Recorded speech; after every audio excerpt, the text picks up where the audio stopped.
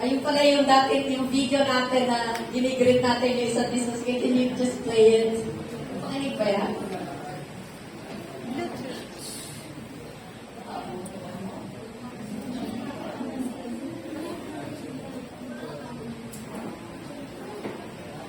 It's not playing. Maybe mamaya na lang. Okay. Sige, okay ma'am. Later na lang. Meeting. Okay, so tayo po ay nitong May, nagkaroon tayo, and this is the last of our series of our, last of the series ng The Greatest Commandment, which is, ang ating series ay ano nga? Wala nakakalam? Strength Regain series. Ano po? Nagsimula tayo sa serye ng, anong sunod? Ano yung una nating series? Pwede magyabang, right? And then, si Teacher Christy was able to teach you about wanted kalakasan, right? And then, last Sunday, we studied about Lobat, what's next. At ito na po yung uli natin na serye ng Strength Regain. The joy of the Lord is our strength. From Nehemiah chapter 8, verse 10. Amen. Palakpakan natin si Lord kasi bigay ito sa ating ano po. And tumapat ito sa ating Thanksgiving. 6 na taon na po tayo na dito sa In Christ Church. So, sabi ng programmer, 25 minutes teacher live. No more, no less. Right? Strictly 25 minutes daw ako. Pero bibilisan ko na kasi alam ko, gusto niyo na kumain. Gusto na gawin kayo. Hindi naman. So, the book of Nehemiah. Ito po ay kalimitan na natin na ituturo sa inyo. Ano po? So, the book of Nehemiah was about a man at the right place, at the right time, with the right mindset. Yung kanina napakinig ko na conversation ni Teacher Christy and si Teacher Hill.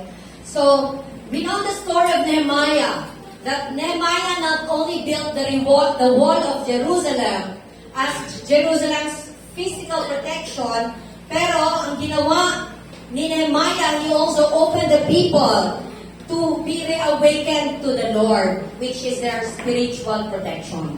Amen. So, babasahin natin sa Nehemiah chapter 8, verses 1 to 10. Salitan po tayo sa pagbasa. Huwag na kayong tumayo. Anniversary naman. Sabi ng verse 1, sumapit ang 7 buwan ng taon at ang mga Israelita nakabalik na sa kanilang bayan. Nagtipon-tipon silang lahat sa Jerusalem, sa liwasang bayan sa harapan ng pintuan ng tubig. Hiniling nila kay Ezra na pari at dalubhasa sa kautusan. Nakunin nito ang aklat ng kautusan ni Moises na ibinigay ni Yahweh para sa Israel. Verse 2. Kaya't ng unang araw ng 7 buwan, kinuha ni Ezra ang aklat. Dinala niya ito sa kapulungang ginumo ng mga lalaki, babae, at mga batang may sapat ng kulang ng pangunaw. Verse 3, mula sa pagsikat ng araw hanggang sa katanghaliang tapat, binasa niya ang kautusan sa harap ng mga taong natitipon sa liwasang bayan sa harap ng pintuan ng tubig. Ang lahat ay nakikinig ng mabuti. Sabi mo sa katabi mo, nakikinig ka ba ng mabuti? Verse 4, kayo po ang magbasa. Nakatayo? Ezra ang tagapagturo ng kautusan sa isang tabladong kahoy sa kanan niya ay nakatayo sa labas na Shema, Anaya, Urias, Hidayas, gawain ng panagalan sa Redias, Misayas,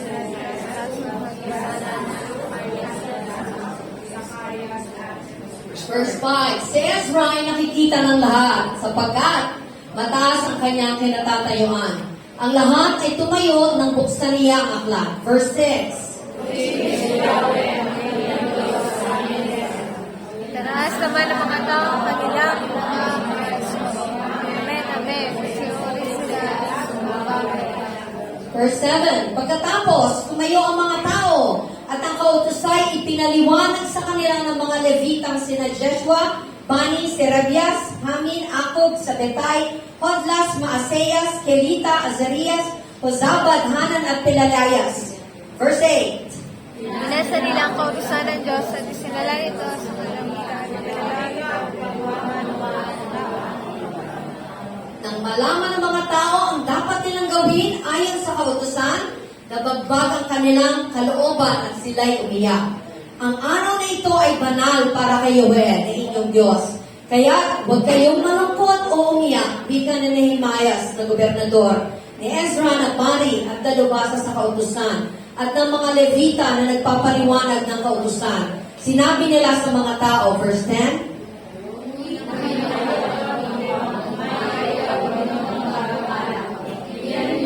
Walang pagkain at inumin. Sapagkat ang araw na ito ay para kayo. Kaya huwag kayong malungkot. Para magtulong ni Yahweh ang mapatas. verse 11, ang mga taong bayan ay pinayapa ng mga Levita. Sinabi nila sa mga ito, huwag kayong malungkot sapagkat banal ang araw na ito. Sabay-sabay po tayo. Umuwi masaya ang lahat upang magdiwang. Kumain sila at uminom at pinahaginan naman ang mga walang pagkain at inumin sapagkat naunawaan nila ang ipinaliwanag sa kanila. Palakpakan po natin ang Panginoon Diyos. Amen. So, alam niyo naman po yung story ni Nehemiah. Kung hindi niyo pa po alam, buksan niyo ang inyong Biblia. Pero bibigyan ko kayo ng backdrop. So, si Nehemiah, isang taga-tikim ng hari. He was cupbearer of the king. Ibig sabihin, bago kumain ng hari, bago uminom, si Nehemiah muna. Therefore, ang gawain ni Nehemiah was a very important job in the palace of the king. Pero isang araw, meron nakarating sa kanyang balita that the walls of Jerusalem are broken down. So sinabi sa kanya na the people are in disgrace and they are in great trouble. So bakit? Kasi yung walls ng Jerusalem ay broken down, hindi maayos ang bakod, and the gates have been burned with fire. So, kasi nung panahon na yun, at kahit naman ngayon, kapag ikaw ay walang bakod, you feel insecure, right? So, noong time na yun, kapag ang walls ng isang city or isang people is not yet made, sila ay parang hindi buo. Their identity as a nation is not yet made. Ano po? So, kaya sabi ni kay Nehemiah, those who survived the exile and are back in the province are in great trouble and disgrace. Kaya, nagkaroon doon si Nehemiah ng burden. At nung nagkaroon siya ng burden, napansin ito ng hari. Kaya, if you will read on, pinayagan si Nehemiah na gawin itong burden ito para bumalik sa Jerusalem at isagawa ang kanyang trabaho. Kung tutusin, una sa lahat, we have known before in our studies, hindi madali ang ginawa ni Nehemiah kasi mahalaga yung ginagampanan niya sa hari. But Nehemiah had been called to this rebuilding work. Everybody say rebuilding. Rebuilding. So, may tatlong bagay na ating pag-aaralan ngayon. Sabi ng title natin, The Joy of the Lord is our strength. Pero, yun ay bahagi lamang ng kwentong ito ni Jeremiah. Kasi, itong Nehemiah chapter 8 ay napakabuti para malaman natin bilang isang people of the Word of God. Tayo ng mga anak ng Diyos, tayo mga lingkod, sa Diyos lang nagtitiwala. Marami akong narinig kanina, pagtitiwala sa Diyos, paggawa para sa Panginoon. So what are we to do for us to experience spiritual revival? Everybody say spiritual revival. Spiritual revival. Alam niyo po, yung kanina, makikita niyo dito si Sister Laika, Sister Leia, kung mag-lead sila, if you have noticed, sila yung uri ng song leaders na talagang hindi papayag na hindi ka rin mag-worship. Na-feel niyo ba yun? Yes. Nagkakalaiti na sila dito, right? Na-feel niyo ba na isang sila, nagpa-practice sila dito, overnight sila dito, because they want us to also come to the Lord. Amen? Amen? Nehemiah was also that kind of leader who would want his people to come to the Lord. So nagkaroon siya ng burden pero hindi siya tumigil doon. First, itong Nehemiah chapter 8, tapos na nito yung rebuilding ng wall. Sabihin mo sa katabi mo, tapos na! In 52 days, it was an exemplary work of Nehemiah and the people of Jerusalem to rebuild the wall. Kasi ang strategy ni Nehemiah ay napakagaling. Kasi the book of Nehemiah po, kung inyong alam is the book of leadership. Napakaraming leadership skills and truths na nandoon. Pero one thing that Nehemiah did is ito. Ang ipinagawa ni Nehemiah sa bawat pamilya ay yung tapat na pader, ang bawat pamilya ang mag-aasikaso. Right? Kaya naman in 52 days, buong Jerusalem nabalutan ng pader. Why? Because each family had the need to remake or rebuild each wall. Kung hindi niya gagawin yung kanyang pagre-rebuild sa kanyang sariling pamilya, bahagi siya ng kabuuang pader ng Jerusalem, hindi mabubuo yun kung may isang pamilya na umayaw sa word na ibinigay ni Nehemiah. But what happened was exemplary 52 days natapos because of the unity of the people, because of the burden of the people for their own families, nagawa ito. Amen. Alam mo kapatid, kaya ka narito, you have a wall to rebuild. Amen? Hindi ka pupunta sa simbahan kung gawang-gawa ka na. Lahat po tayo merong wall na nire-rebuild sa ating sarili. It could either be your wall of your prayer life, the wall of your family life, the wall of your ministry life. Panginoon, 6 years na ako sa ICC. Hindi na ako bisita dito. Dapat may ginagawa na ako. Ay, sabi mo sa katabi mo, dapat may ginagawa ka na dito. Right? Every one of us has a wall that we are rebuilding. Hindi man ho natin alam yan. Kaya nga lagi natin hinahanap si Lord kasi hindi natin kaya mag-rebuild. Amen? So Nehemiah chapter 8 happened in the water gate ng Jerusalem. Malapit sa source ng kanilang water. At ito ay naganap 1 week after ma-rebuild ang wall of Jerusalem. Sabi nila, gawa na ang wall of Jerusalem. Pero parang may kulang. Gawa na ang building na to. Hoy, aircon na tayo. Amen? May tiles tayo. Right? Kami po ay nanggaling kami ni na Pastor. Galing kami sa simbahan na nire-recount nga ni Dad na isang araw sa isa namin sa Bible School. Na nagsimula kami, sako lang mo yung aming church. Nandito ako sila Brother Ison. Nakita nila yung church na ang sako ay kulay blue. Alam niyo yung sako ng blue? Yes! Nagsimula kami sa ganon. At lupa mo yung tinatapakan. Pero ang worship namin, abot mula kanluran hanggang Ilaya. Amen? Kaya dapat mas malakas ang worship natin dahil aircon na nga tayo, may tiles pa tayo. Amen? Amen? So, at tayo ay, we are in a very convenient place. Amen? So, after the completion of the walls, sabi ni, maybe the people will be saying, bakit parang may kulang? Right? So the people gathered at the water gate, southeast po ito ng temple, on the first day of the 7th month. Sabi ng Bible scholars, the 7th month is like September. Ano po? At doon, sabi po ng verse 1, all the people came together as one in the square before the water gate.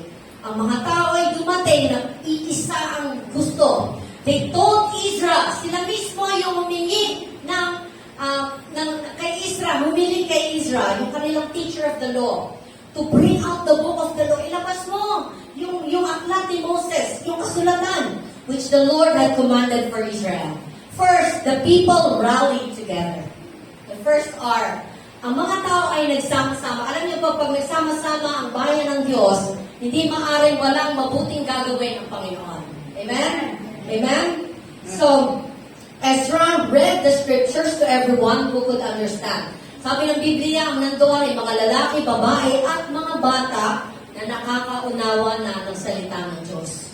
Right? So, Ezra read the scriptures at mula po doon hanggang sa noontime, pagpalagay na 6 a.m. to 12 noon, 6 na oras po nilang binabasa ang salita ng Diyos walang tigil. Amen.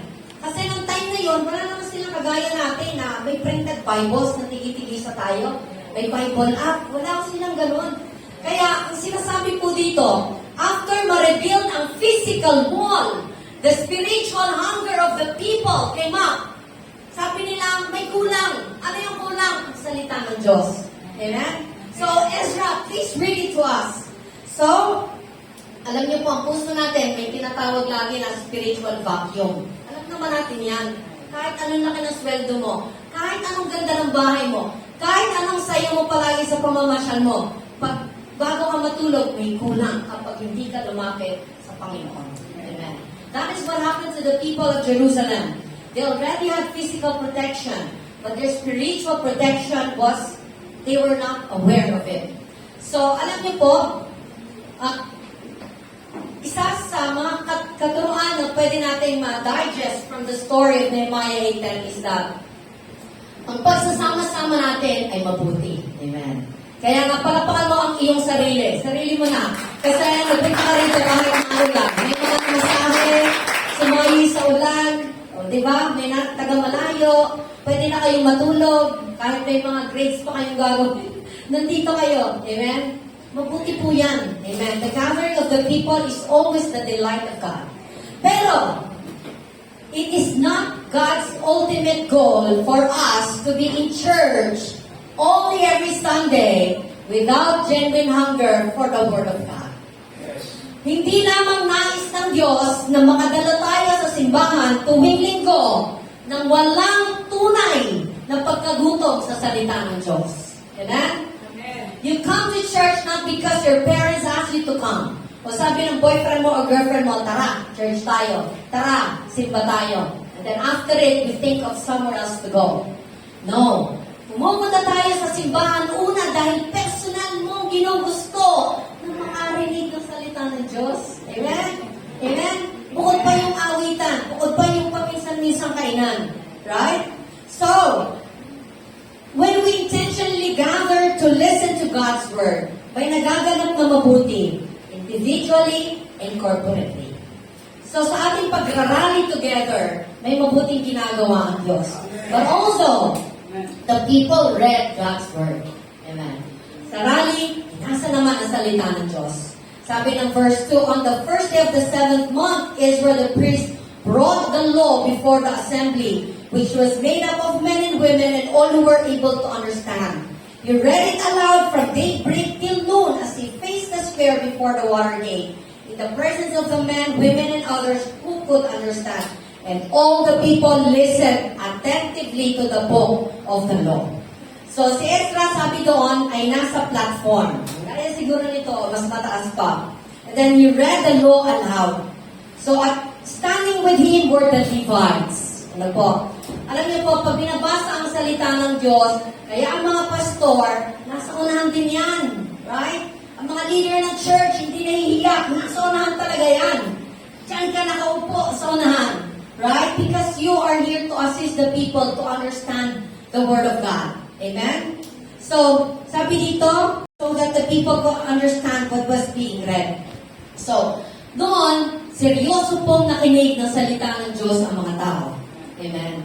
Alam niyo po, ang inaral natin sa Adult Sunday School, na ang pananalangin ay gaya ng,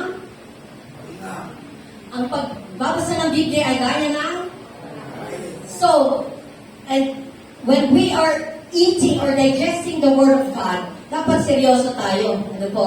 At inaral din natin na parang pag nakikinig tayo ng salita ng Diyos, ini-scan ni Lord yung ating puso, like a heart surgery, right? Gusto niyo po ba na kapag may surgery, may surgeon, yung pasyente ay galaw-gaw? Yung pasyente ay kung saan-saan patingin-tingin? Ha? Ang gusto ng surgeon, ang pasyente, seryoso. Sa instruction niya, huwag gagalaw, huwag iimik, kasi may ginagawa ako sa iyo sa puso mo. That is what the Word of God is doing to you. It is heart surgery for you and I. At ang salita ng Diyos, seryosong pinapakinggan. Kung wala pa kayo mga seryosong nakikinig sa salita ng Diyos. Amen. So, the leaders explain the Word to the people. Because ang aim ng effective leader is to make effective servants. Amen. Alam niyo po dito sa ICC, magturo man kami na magturo. Kung ang aming nais lang ay magturo, madali naman magturo. Kasi marami namang pwede kang topics sa internet o manghingi ka na lang sa mga old notes mo, right? But the man and woman of God will always be thinking, what will the people eat? Ano kakainin nyo na lulutuin natin? Right? Pinaghahandaan. Amen? Ganon din naman ang pagkain natin. Pinaghahandaan din natin. Amen? Why? Because, nung binasa ni Ezra ang kasulatan, doon po naunawaan ng mga tao kanyang salita. Alam niyo po, halos lahat naman tayo nagbabasa na. Tapos kung kami na nagbabasa, kakunti yung nagtaas ng kawayan. So, we live in a culture na almost lahat tayo nakakabasa. Kung hindi ka nga nagbabasa, may app na meron ka maririnig, right? Pero malalaman mo yon. At kung hindi mo naunawaan yung binasa, may multiple translations na ngayon ng Biblia sa iba't ibang language, ano? So, kaya wala tayong ligtas na hindi natin mabasa ang salita ng Diyos. Amen. So, kaya ang Word of God, lagi natin pinapangalandakan ay pagkain natin. At pag laging kumakain ng tama, lumalakas, lumalaki, lumulusog. Amen? Tingnan mo yung katabi, malusog na ba yan? Sa salita ng Diyos.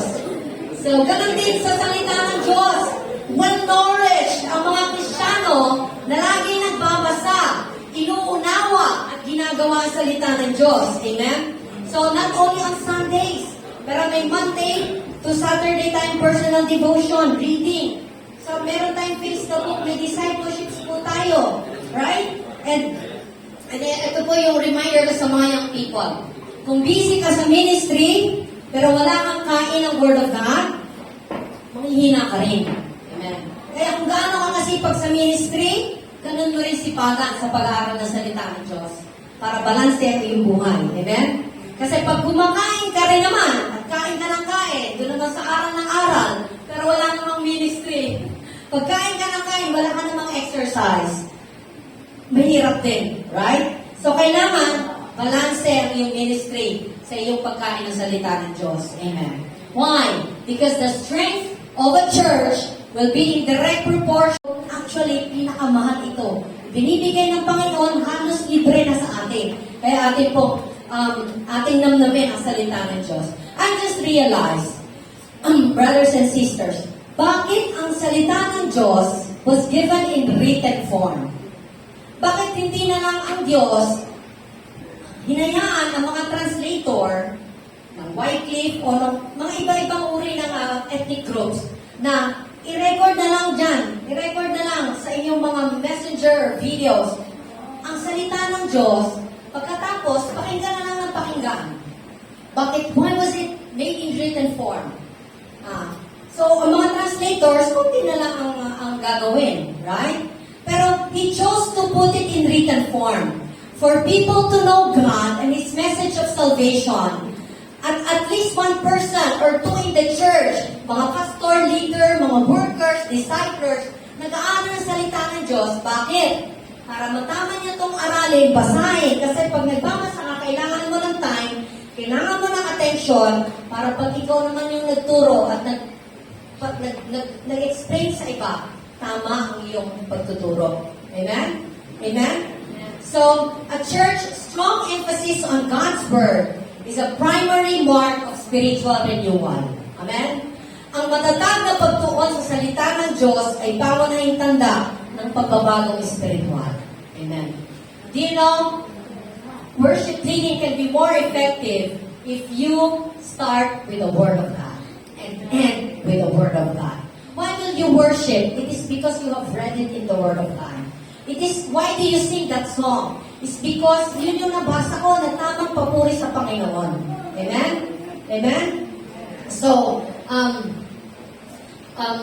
kailangan natin ng renewed emphasis on the Word of God. Alam niyo po ng time ni King Manasseh, nagkaroon ng godless reigns. Sunod-sunod yan. King Manasseh at yung kanyang anak si Amon, mababasa nito sa 2 Chronicles. Ito ay godless reigns. Talagang lahat ng karimari-marin na mga bagay ginagawa nila during those years.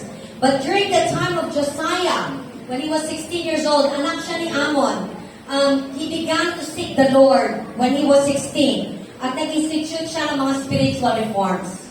Ano po? So, itong mga revival na nag-i-ensue sa God's Word, pag sinunod, nagkakaroon ng katatagan ng isang iglesia. Amen. Alam niyo po, ang pangarap namin, ang prayer namin sa ICC is that the church, syempre dumami. Buti yung madami. Pero more than quantity is the quality of the members. Amen? That people are able to read and understand the Word of God and share it to as many people. Amen? Kasi, ang mga spiritual revivals nagsimula palagi sa pag-highlight ng salita ng Diyos. Amen? Amen. And the people had spiritual revival. Ito yung verse 9. The Nehemiah, the governor, Ezra, the priest and teacher of the law, and the Levites who were instructing the people said to them all, "This day is holy to the Lord your God. Do not mourn or weep." For all the people had been weeping as they listened to the words of the law. Kung bakit sila napaiyak? Kasi after so many years, narinig muli nila ang tinig ng Diyos.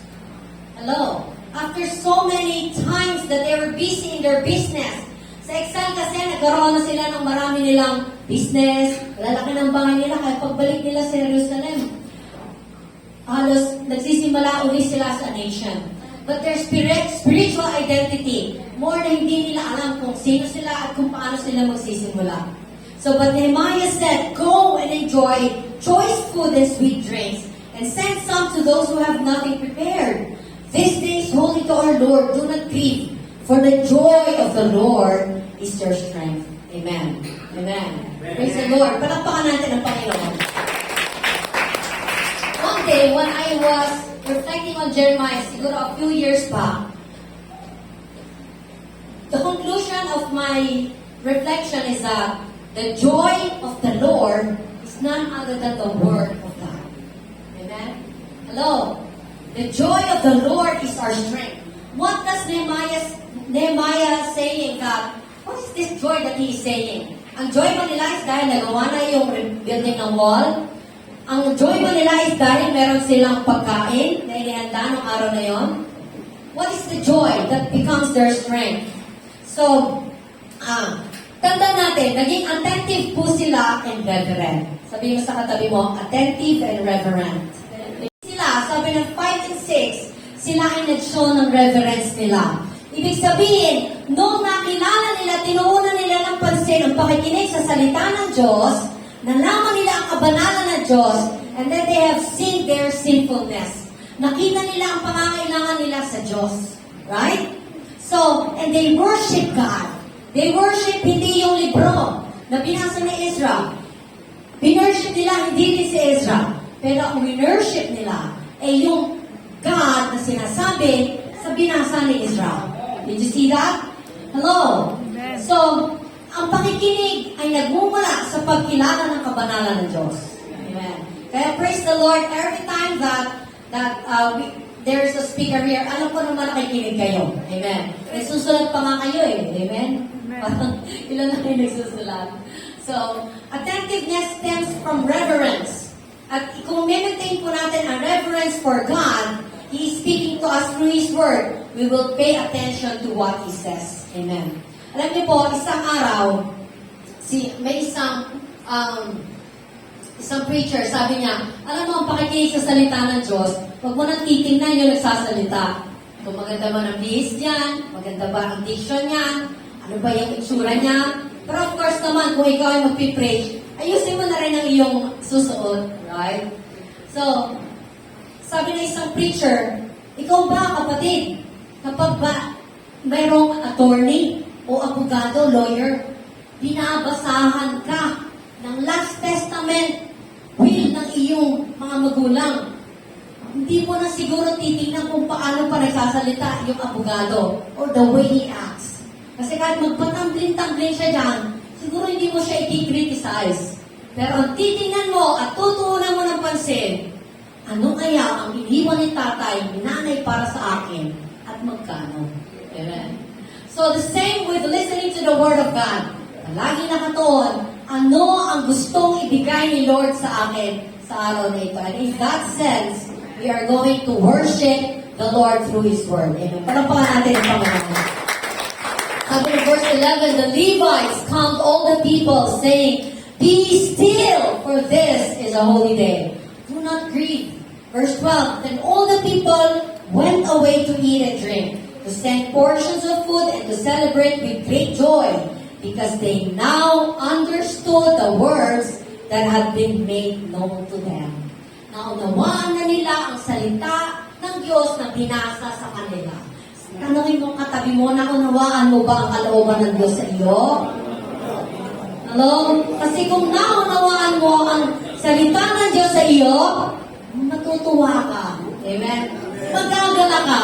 Magpupuri ka sa Panginoon. Magpapasalamat ka. Hindi ka manghihina. At kahit may problema, lagi kang mananalangin sa Panginoon. Lalapit sa Panginoon. Matutuwa sa presensya ng Diyos. Amen? Because there is spiritual renewal when God's Word is read, God's Word is explained, God's Word is taught. Ito ang sasabihin ko Tuwing face the book, we expect you to be there. Whether you are in Zoom, hiding your camera, just be there. Because whatever happens, you will be hearing the Word of God. Amen? Otherwise, yung discipleship natin, pwede na natin itigil. Yung adult Sunday School, umaga kayo pag Sunday, kasi magsisimula na uli siya sa June. Amen? Don't be late for the adult Sunday School. So, praise God. Palapakan muna natin ang Panginoon. So, tayong believers must seek how to understand the Word of God. Amen. Alam niyo, pag taga-ICC, libre kayo sa Partners in Christ Great Commission Seminary, right? Alam niyo naman po yun, 5 to 7. So, ang first year, magsisimula na ulit, siguro sa kabilang buwan pa. Amen? So, kapag po kayo may pagkakataon, kayo po ay dumalo. Amen? Why? It is spiritually dangerous to study the Word without the goal of obedient response. Amen. Hindi lang dumadating ka sa simbahan kasi gusto kong makinig, gusto kong mapakinig ang salita ng Diyos. What is it in store for me for the week? Anong mapapala ko dyan? Pero dangerous if you just wanted to listen and hear the Word, pero wala ka namang intensyon na sundin ito. Amen? During the time of Ezra and Nehemiah, ang mga tao po ay nagkaroon ng tamang response. The first response is repentance. Amen. Pagsisisi. Sabi diyan, the people wept when they heard and understood God's word. So verse 9. Because they realized how much they had sinned against God. So, bakit? The more the light of God's holy word shines into our hearts, the more we will see areas where we do not conform to the righteousness of God. Yung kakulangan natin, mas nakikita natin, right? Sa ating pakikinig ng salita ng Diyos. Dahil spiritual renewal always involves repentance. Pagsisisi. Amen. Maganda ang salita ng Diyos kanina na aking napakinggan. Lord, patawad po, kasi hindi ako naging ganon. Hindi ako naging kagaya ni Nehemiah na sumunod sa iyo. Hindi ako naging kagaya ni Ezra na mabuting tagapagturo. Right? And also, rejoicing follows after repentance. Amen? Rejoicing. Amen? Rejoicing. Amen? So, bakit? The clouds of repentance should quickly break up, allowing the sun of godly joy to flood our hearts. Ang ulap daw ng pagsisisi ay agad pinaparang ng araw ng banal na galak ng mula sa Panginoon. Amen? May makitang ka mang ulap dahil nagsisisi ka, ang kasunod noon, araw or sunshine of joy and rejoicing in the presence of the Lord. Amen? Amen. So, that, alam niyo po, ito tandaan natin, and I've realized, God never wants us to hurt us. God gives us His word not to condemn us, but to convict us. God does not want us to hurt us, but to heal us. Amen? Para tayo gamutin ng Panginoon. Alam niyo po, walang taong may sakit na gumaling na nalungkot palalo. Lahat ng gumaling, nagalak. Amen? Amen? Pumalakpakin, pinagalingan ng Panginoon. Hallelujah! So, and lastly, the people had recommitment. They repented, they rejoiced, and they recommitted themselves to the Lord of Israel. Amen. So Israel and Nehemiah reminded the people to send portions from the part of the sacrifices. So alam na nila noon, how is it to sacrifice? That they could eat those who had nothing. Sabi nila, yung mga meron kayo, yung mga meron, bigyan nyo yung wala. So sharing began. Naging Sharonian sila no, nag-Sharon sila ng mga pagkain para ibigay dun sa mga wala. Right? Parang natutuwa yung mga mag-Sharon namin. Marami na tayong karne. Nagay ka ni Pastor Lito ni Ate Liz. So, God's Word should produce compassion in our hearts for the needy. Amen? Dahil ang salita ng Diyos purifies us for the Lord, for His own possession, seal us for good deeds. Amen.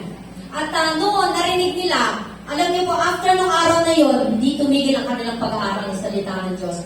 Isang linggo silang nag-aaral, at araw-araw sila may pag-aaral. And they have learned from scriptures that kailangan nila mag-celebrate ng Feast of the Booths, or tinatawag na pista ng mga tonda. At doon nila natutunan kung paano ito gawin. Right? So since then, they commemorated both the harvest that God had just provided at ang deliverance na dinran sa bayang Israel ni Moses, under Moses. And ito po ay first time nilang ginawa after Joshua's time. So, they also recommitted themselves to worshiping the Lord. Amen. Kasi after rebuilding the physical wall, come the rebuilding of the people of God. Amen. Alam niyo po, ang building ng simbahan ay mahalaga. Pero the rebuilding of the people is most important to God. The church is not the building. We have studied that. The church are the people of God who worship the Lord, who come to serve the Lord, who obeys the Word of God. Amen. Amen. So praise the Lord. The reading, study, and preaching of God's Word should produce in us a heart of worship as we reflect on the abundant mercies of the Lord. Amen. So, ang salita ng Diyos pala, kapag ang mga tao ay nagsama-sama, na-unite sa pakikinig ng salita ng Diyos, lahat ng tao hindi makaunawa sa salita ng Diyos. Alam niyo po, ino-honor ng Diyos yung little desire natin to know Him. Amen. Ang mga pastor, hindi po sila naging pastor, na agad na alam na nila ang salita ng Diyos. Amen. It took them time and years, sacrifices to learn the Word of God. Amen. Kung ikaw ay bagong Kristiyano, this is the right time for you to begin searching God through the Scriptures. Kung dati ka ng Kristiyano, pero hanggang ngayon, di ka pa rin nagbubuklat ng Biblia, this is the right time. Search the Word of God. Ang ang pagbabasa ay gaya ng pagkain. Right? Kung ikaw ay laging kumakain ng tamang pagkain, then you will be a healthy, healthful, and fruitful Christian. Amen. At ang pagbabasa at pag-aaral ng salita ng Diyos ay palaging magbibigay sa atin ng way for us to come back to God, to recommit our lives to God.